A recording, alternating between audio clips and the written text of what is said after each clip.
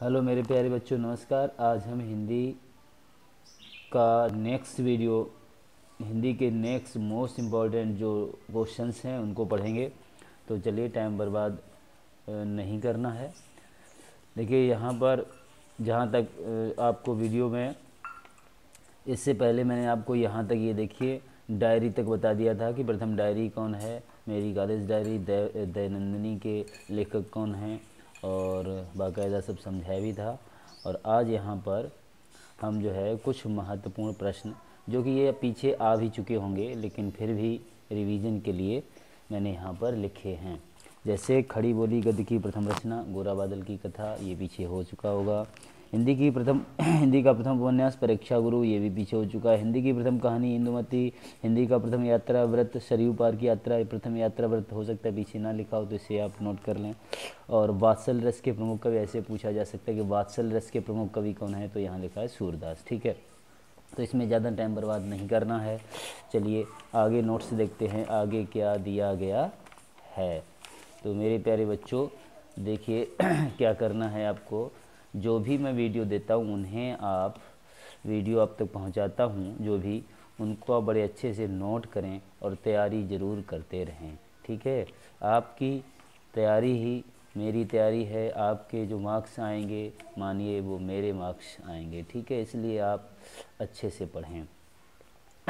भारतेंदु की प्रमुख पत्रिकाएं इंपॉर्टेंट है। इसमें कवि वचन सुधा, भारतेंदु की पत्रिका, ये जितनी पत्रिकाएं लिखी हैं सारी भारतेंदु की पत्रिकाएं हैं। कभी कभी युग भी पूछ लिया जाता है कि फलानी पत्रिका किस युग की पत्रिका है। और ये देखिए सामने उनके रचनाकार लिखे हैं, कवि वचन सुधा, भारतेंदु हरिश्चंद्र। और प्रकाशन स्थान भी याद रखिए काशी, कि कवि वचन सुधा का प्रकाशन कहाँ से हुआ था, काशी से हुआ था। ये सब ये इंपॉर्टेंट है, तीनों आप रट लें।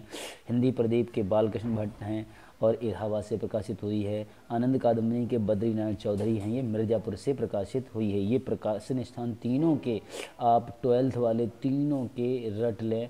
और ये पत्रिकाएं किस युग की हैं ये भी रट लें। इनके सारे लेखक रट लें, हंस के मुंशी प्रेमचंद हैं, मर्यादा के डॉक्टर शंपूर्णानंद हैं, बाल बोधनी के भारतेंदु हरिश्चंद्र हैं। ये मोस्ट इम्पॉर्टेंट हैं, इनको आप नज़रअंदाज ना करें। इसके आगे फटाफट बढ़ते हैं। द्विवेदी युग की प्रमुख पत्रिकाएं, अब लिखा हुआ है द्विवेदी युग की प्रमुख पत्रिकाएं।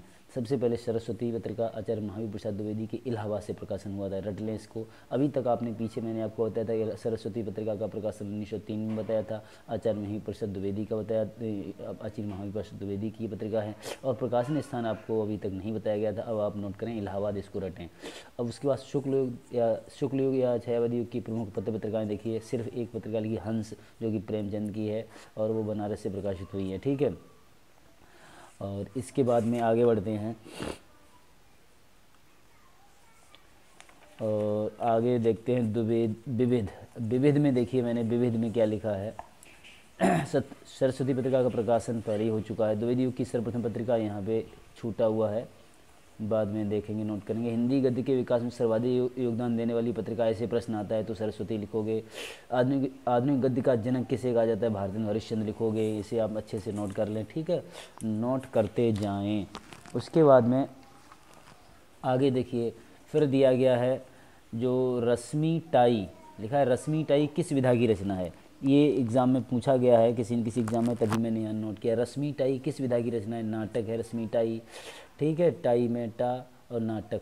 उपन्यास विधा के किसी एक लेखक का नाम बताओ, तो किसी उपन्यास विधा के लेखक का नाम अगर, तो इसमें मुंशी प्रेमचंद लिखा है, इन्होंने उपन्यास लिखे हैं। उपन्यास सम्राट किसे कहा जाता है, तो मुंशी प्रेमचंद को कहा जाता है। 10th वालों के लिए मोस्ट इंपॉर्टेंट है, उपन्यास सम्राट किसे कहा जाता है। 12th में भी आ सकता है, उपन्यास सम्राट किसको कहा जाता है, मुंशी प्रेमचंद को कहा जाता है। जयशंकर प्रसाद मत लिख देना।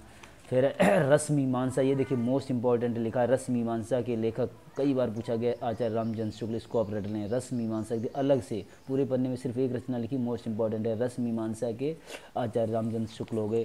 चलिए आगे बढ़ते हैं। अब आ जाते हैं मेरे प्यारे बच्चों, आज से हम आ गए हैं क्या नाम, काव्य।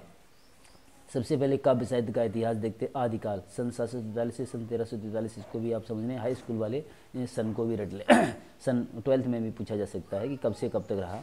आदिकाल को वीरगाथा काल की संज्ञा किसने दी, आचार्य रामचंद्र शुक्ल ने। 12th वाले मोस्ट इंपॉर्टेंट, इसको रटें। आदिकाल को वीरगाथा काल की संज्ञा किसने दी, आचार्य रामचंद्र शुक्ल ने दी।